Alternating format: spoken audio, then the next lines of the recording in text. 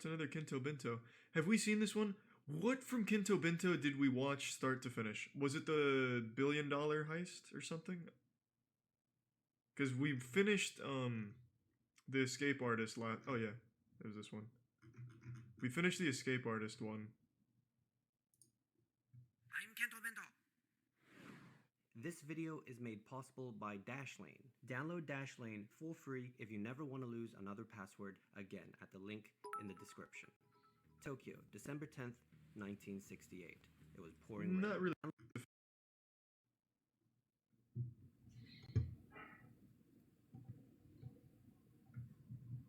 Half the info is legit wrong or misappropriated.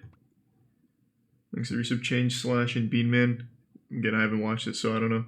Thanks to Prime Fish Zapper and resub Tame.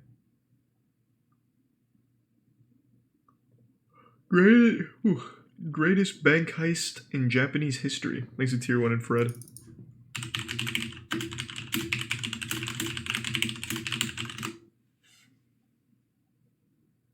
Oh, it's another Kento Bento. Have we seen this one? What from Kento Bento did we watch start to finish? Was it the $1 billion heist or something?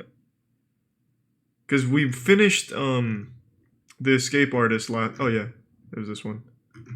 We finished the escape artist one. I'm Kento Bento. This video is made possible by Dashlane. Download Dashlane for free if you never want to lose another password again at the link in the description. Tokyo, December 10th, 1968. It was pouring rain. Not really ripping it off, manager Mickey, of I the don't Nihon think. Trust Just Bank inspired was by. on edge. Someone had threatened his life and those around him over the past few months. Just 4 days prior, a letter, one of recent many, was sent to his personal residence demanding 300 million yen or his house would be blown up with dynamite. Holy the shit. letter was made up of characters cut out Some and Looney pasted Tunes shit. from movie magazines. Police were notified, and indeed they kept a close eye on the bank and his home, though this did not ease the mind of the bank manager, who shared his concerns with his branch employees. Now, of course, this is Japan, and work is work. The show must go on. With this in mind, the bank manager went on with his duties, sending 4 of his employees to the nearby Toshiba factory to make a scheduled drop. So off they went, taking the company car. But not long after leaving the bank, the 4 heard police sirens approaching. At that very moment, they happened to be next to a prison of all places.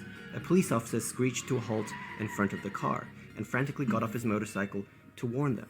The branch manager's home had just been blown up. People were injured. Wait, some really? Presumably worse. Despite police monitoring the locations, the perpetrator was still able to carry out. Wait, so he actually successfully blew this shit up? Additional threats were made. The bank in particular was now a target, and branch employees were at risk, especially those who had left the bank earlier to carry out bank duties. Why do you keep spamming Jim Browning? I'm literally in the middle of watching something. What the fuck is wrong with you? The officer got down underneath to check the car, but before he could do a proper search, an employee started noticing smoke and flames emerging from the vehicle. Fearing the car was about to explode, the officer desperately tried to roll out of the way. Everyone ran as fast as they could to safety, retreating behind the prison walls. They waited and waited for the explosion, but there was no explosion. They looked back. Oh, so they were fooled. The company car was gone. The police officer was gone. Had he moved the car to safety? Confused, they called the Nihon Trust Bank to find out what was going on. To their relief, the bank manager answered. He was alive and well. In fact, everything was fine there. The bank manager's home was never blown up. As the adrenaline wore off, it finally dawned on them what had happened. This was the moment the perpetrator had been setting up the past few months. Disguised as a police officer, he had now gotten away with what was to be the bonus payments of 523 Toshiba employees. The stolen amount totaled to 300 million yen or $6 million. Not bad! He had asked for. On the ground, they found various items left behind, including a warning flare that the officer must have ignited while under the car to mimic dynamite. A reported 120 pieces of evidence was left behind at the crime scene, which is a lot and would normally be beneficial, but this was purposely done to mislead. Whoa! What the fuck? This is nuts! The case remains unsolved. Turns out he trimmed his pubic hair to live DNA, but it wasn't his pubic hair. No loss of life, no blood spilled. A red herring. The plan meticulously carried out by a single person, and in the end, the money taken. But there are many ways a bank heist can be great. There are many ways it can be notable. Take the case on May 15th, 2016. At around 5 a.m. in the early hours, Oh, cash right, was Phoenix Jones, I physically forgot to do withdrawn that. from an ATM I like Phoenix from Jones. the Tokyo 7-Eleven. The amount was 100,000 yen, about $880, which was the cash limit. Now, this doesn't seem too bad, but try repeating this 14,000 times across Japan in the span of just 2 hours, because that is exactly what happened. In total, 1.4 billion yen, about $13 million, was taken from ATMs alone. And this wasn't done electronically. What? It was done in person. Sure, it had to be some sort of a large, coordinated group, but the staggering number of transactions in a 2-hour frame made even this seem questionable. Compared to other notable cases, the largest known recorded number of participants to have been How in involved the in a fuck? single heist wouldn't have been able to pull this off either, unless they had superpowers. Involving an even larger team would presumably be unwise, as there'd be too many chefs in the kitchen. Now, after police completed their painstaking Jesus process Christ! of checking security footage of each 7-Eleven store, and yeah, it was only 7-Eleven's hit, they found their answer. In this particular case, the more chefs the better. It wasn't a team of 50 or 100 or even 200. It was 600 people.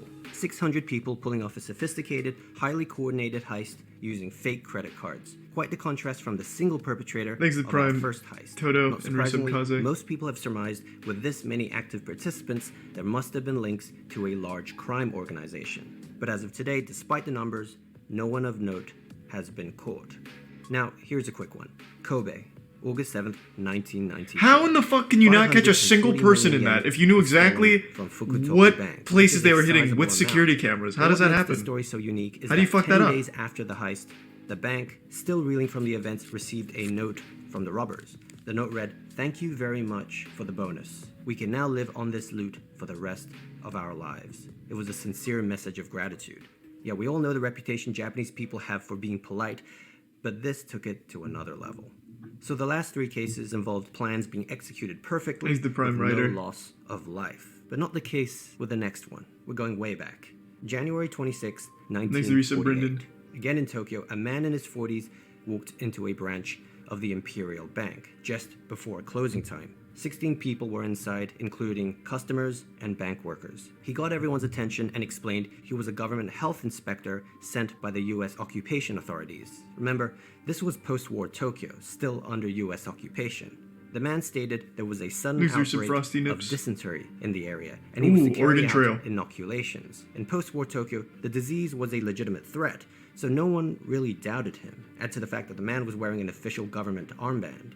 He gave all 16 people a pill and a few drops of liquid, which they quickly drank. Now, it wasn't long until they fell, one by one, in agony. Oh, With fuck. everyone incapacitated, the so-called health inspector grabbed all the money he could find and calmly left. 12 of the 16 people would later be confirmed dead, including a young child. The solution they drank was a cyanide solution. Holy This was a shit. ruthless way to go about a heist. But what made this even more strange was that the man left behind a business card. He left it at the scene. The card was marked with the name Shigeru Matsui, apparently from the Department of Disease Prevention, which does make sense since he was pretending to be a health official. But Shigeru Matsui turned out to be a real person who actually worked for the Department of Disease Prevention. Not surprisingly, He killed him and upon took the investigation, shit? Matsui was cleared. He was not the robber. He had several alibis. But he told police he had exchanged business cards with 593 individuals. How would he know that Japanese number? people have the habit of exchanging business cards with personal details, so this was helpful. as Oh, I guess police you could now just had look at every business card. 593 suspects. Over time, they were able to whittle down this number to just 8 cards, 8 suspects, one of which was a man named Sadamichi Hirasawa, a Japanese painter.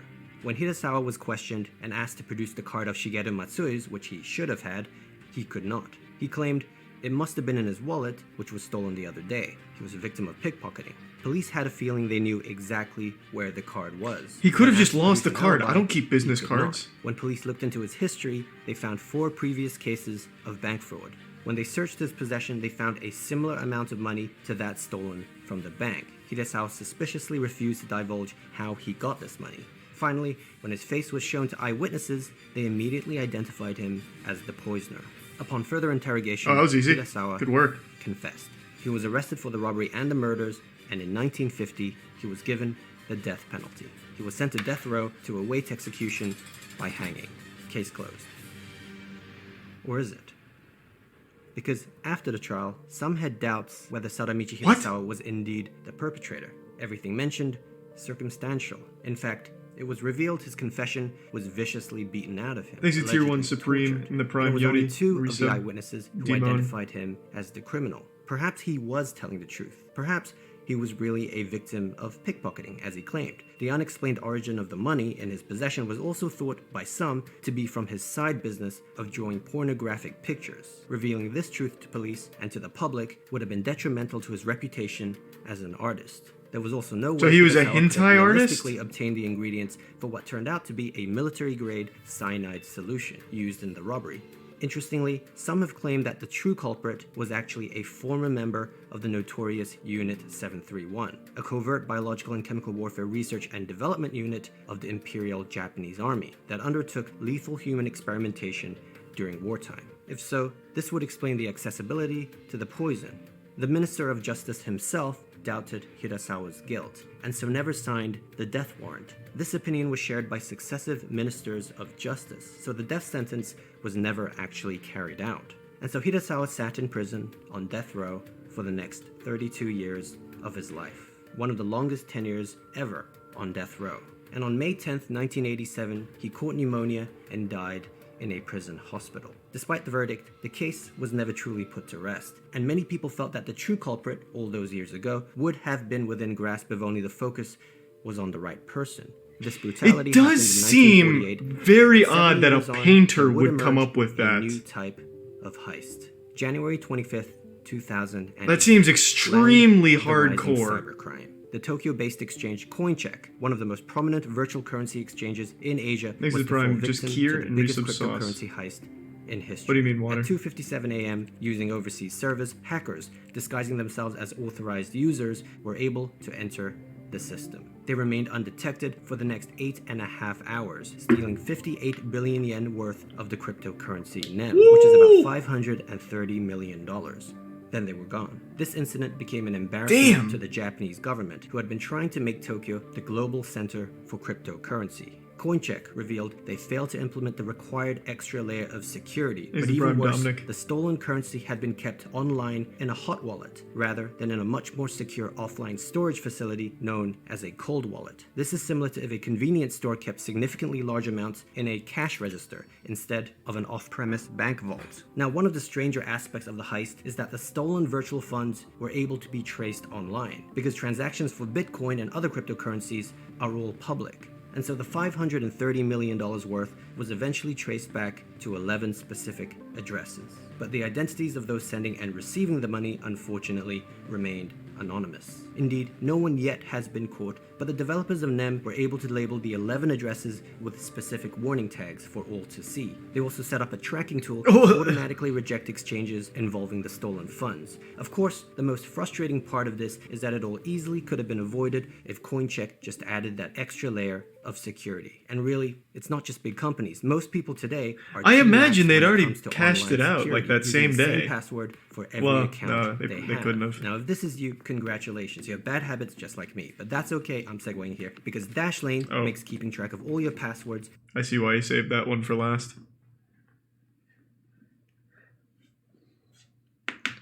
That first one, though, is fucking wild. That first bank heist where the guy left 120 pieces of evidence to confuse detectives is nuts. I'd like to know a little more about that, but I think that's the only place that we could find that story. Or maybe that's like the whole thing.